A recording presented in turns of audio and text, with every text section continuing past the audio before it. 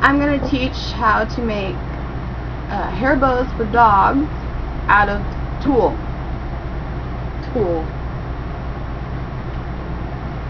Okay, so basically there's a lot of different kinds of tooling, but the kind that you most frequently see is this kind of delicate, fine-looking tool, like butterfly net is what I used to call it.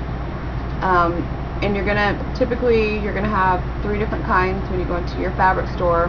That's little like this. You're gonna have regular tooling that is very flat. I don't really like it because it looks to me like it's been sitting on a dusty shelf in the sun. It's faded looking, and it just looks dusty to me all the time. And then you have this kind right here, and I don't know if you can really see it on the camera, but it's kind of shiny, and that's what's called a shiny tool. And then you have this kind right here, and it's sparkly. It's called sparkly tool. Go figure. The sparkly stuff is cool, but be aware that it's extremely stretchy, really stretchy. So when you stretch it and you let go, it doesn't go back. It stays. It's not good. So, which can be really frustrating if you're in the middle of doing something and you finally get it and you stretch just a little bit too far, you let go, and it doesn't retain its shape. If you use the glittery tool with like shiny or just a regular kind, be really careful because this is so stretchy.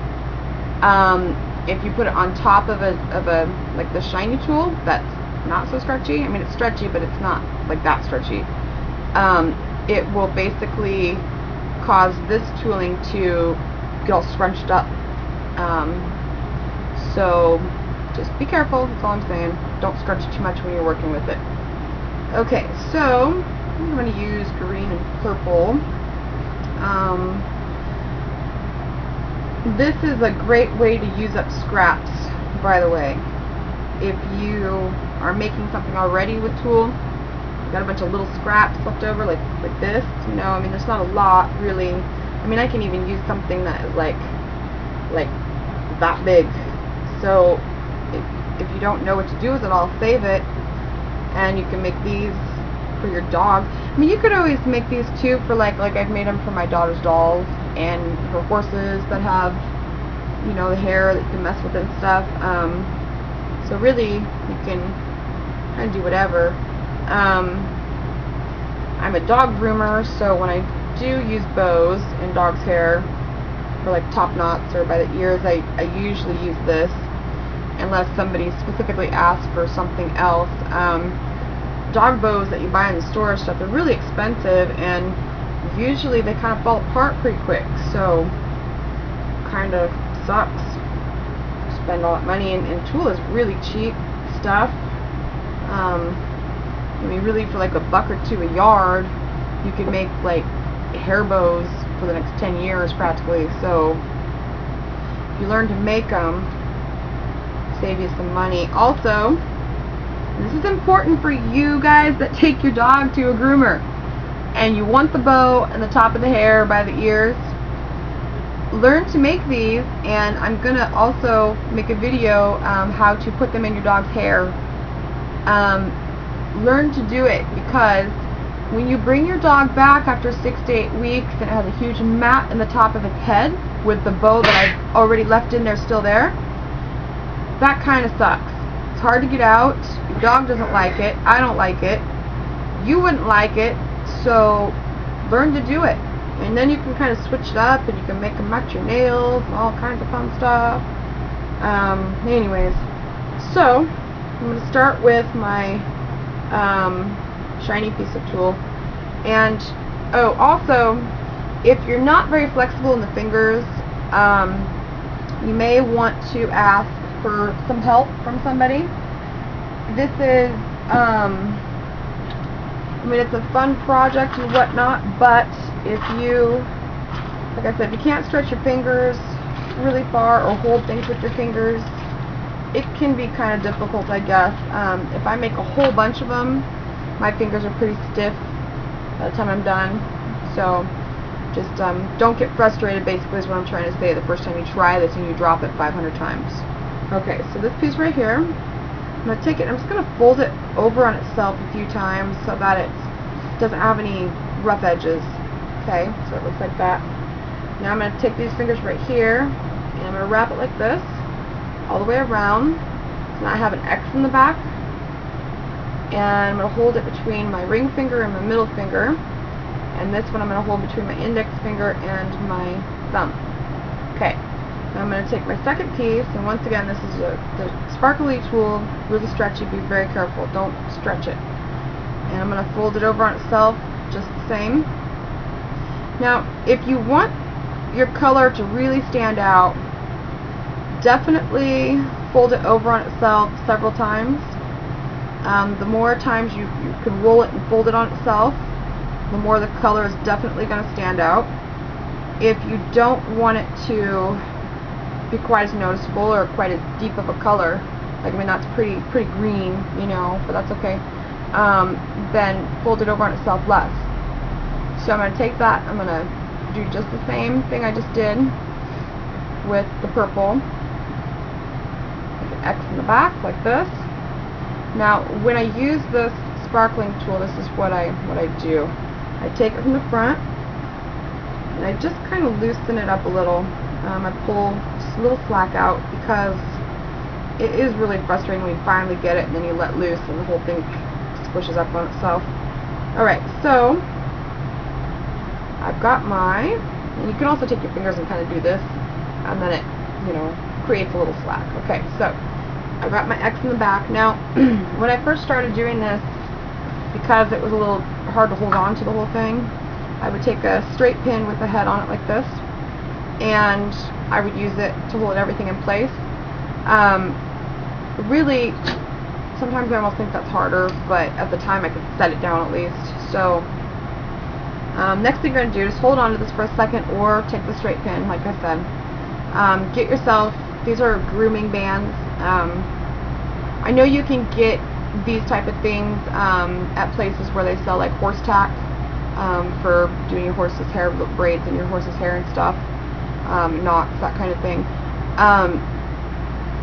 You can also get these, I know, you know, big retail stores have them in the hair section for doing little braids in your own hair.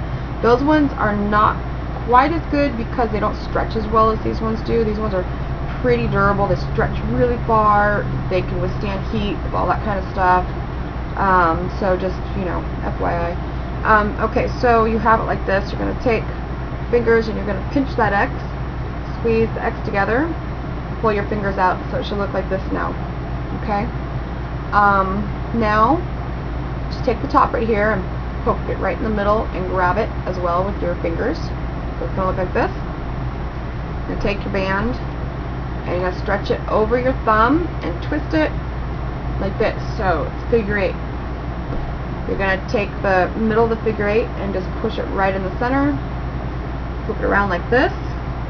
And then you're basically going to take this part of the band, put it on the other side of that. So take this right here, all the way here. I always hold it with that finger. Sometimes it's hard to get back off your finger, but just work at it, you'll get it. And slide your finger out like this. And kind of work these sides together so you have a real good firm, because if it's not tight, like, you know, snug, the second you let go, it's boink, and the whole thing comes apart. So, and you let go. I always kind of just hold it on a finger just so I can see it and work with it, but you can let go. And kind of just fluff it out a little bit. So far it's going to look like this. Okay? Now, I like to leave it like this so that you can see mainly your top color and you see the little edges of your underneath color. You can pull them apart though, spread around if you want, whatever, you know, whatever. Straighten out the bottom pieces. If they're kind of going all cockeyed, just take it and twist them in towards the rubber band, and they kind of straighten out. The one kind of cool thing about this glittery tool is that if you bend it in a certain direction, it kind of stays there. That sometimes is helpful. But then it also has, so these edges are pretty rough. I feel like they kind of stay that way. You roll it in on itself. Anyways, so sometimes I like to leave, sometimes I make them so the tails are really long like this, and then you can take it, you put it right at the base of a dog's tail, and so it's kind of like a, you know, princessy whatever. Otherwise, what I do is I'll just go ahead and trim the ends in, and you can cut them flat if you want, you can do them however you want.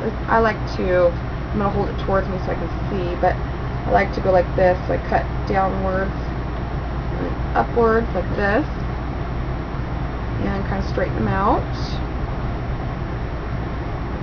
like that, and voila, there it is. Now I do like to sometimes put stuff in the center,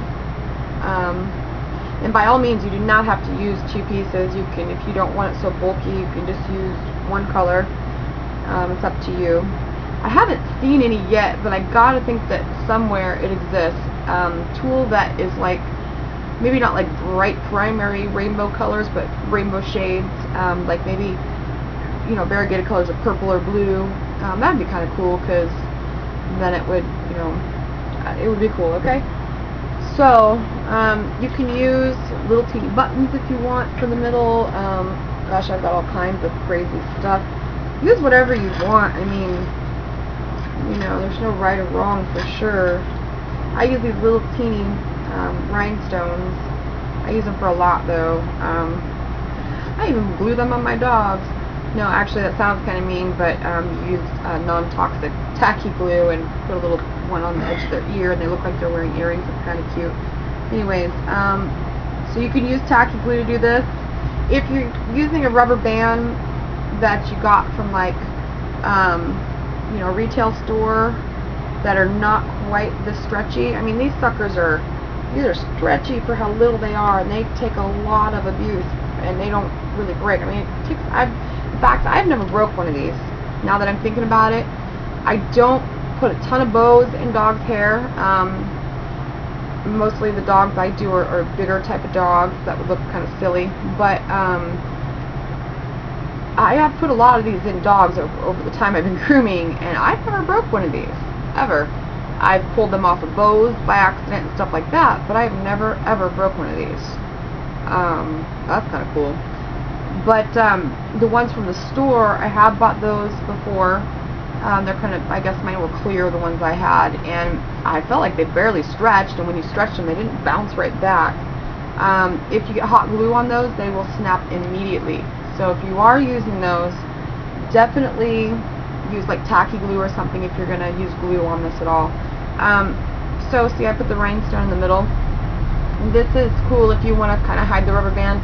If you're using tulle though, really the tulle itself is already so shiny and sparkly that it doesn't really require much of anything else. I kind of liked it without the rhinestone in the middle, but I just wanted to show you that it was possible to do.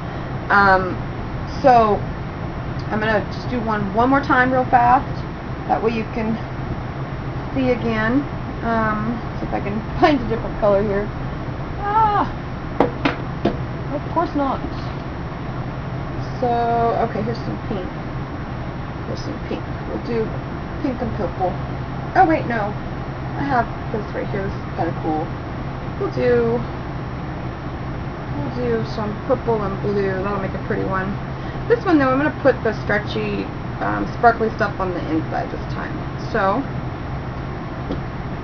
just, you know, make some strips. Just make sure if you're pre-cutting strips that you cut them wide enough that you can at least fold them over, let's see, 3 times. That way all the edges are completely covered. Those rough edges sticking out it doesn't look very finished if you leave them sticking out. But you know, maybe that's what you're after. I don't know. Who knows? So I'm going to go ahead and take this glittery piece and fold it. And you can make these, I mean, you can make ones that are big as your hand if you want to. The principle is the same. I always thought, like, if you have some like cool like outdoor party function thing you were gonna do or something, and you could put them on like I don't know, like posts or whatever outside your house or whatever, you know. I don't know, it could look really dumb for all I know. I've never done it, so be careful. This one right here, and just fold it over on itself, the same thing. And you want the one that's going to go in the front to be definitely no wider for sure than the one in the back, because otherwise you're just not going to be able to see it. And don't worry about the edges doing it. You just need that small little strip, and it pretty much will follow suit in the back. Oops, unless you let go like that, and then it messes it all up. Don't let go like I just did. Let's try again. Okay.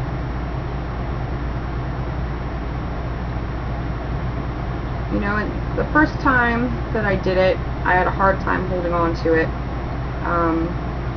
But you know, now it's pretty simple. So got the X in the back, you're going to pinch it, pull it up with fingers, just tuck it right in the middle, just push it right in the middle so it gathers like that.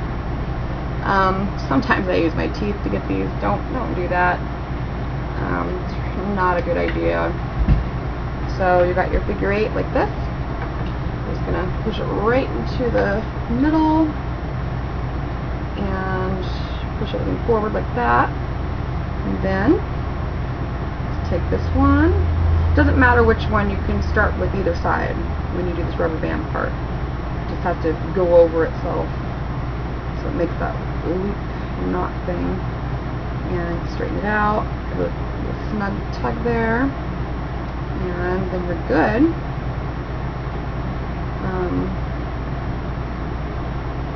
Okay, so, whoops. Fluff it out a little bit here. You see this? You can lift it up like that so that it, you know, makes kind of that design on top. Typically, I don't do that. I don't know why. It just looks like you made a mistake and didn't bother to fix it whenever I do it. So I just kind of not do it. Keep it shoved in on itself. The cool thing about this too, if you know your color, you know, mixing your colors really well, you basically make whatever color you know, the two will make together. You can take, you know, red and yellow, for example, and you're going to get kind of an orange bow, obviously, so it'll have that little bit of color variance in it. And then this would be a good one for like a tail, if I was going to put it on the tail. They look really cute too, like use like black. I know people are scared to use black a lot of times in grooming, but black and pink look really cute. Black and purple, I don't know, I think they do. And again, I think a lot of things are cool that other people don't, so. And they definitely don't have to be perfect, like if one side's longer, it's okay. And there you go. There it is. And I've put these in dogs' hair before that are my grooming customers, and yes, they do come back in 6 weeks with the same bow in their hair, and it's very frustrating because the bow looks like crap by then, because the dogs try to tear it out 500,000 times. And really, it does mat up the top of the dog's head.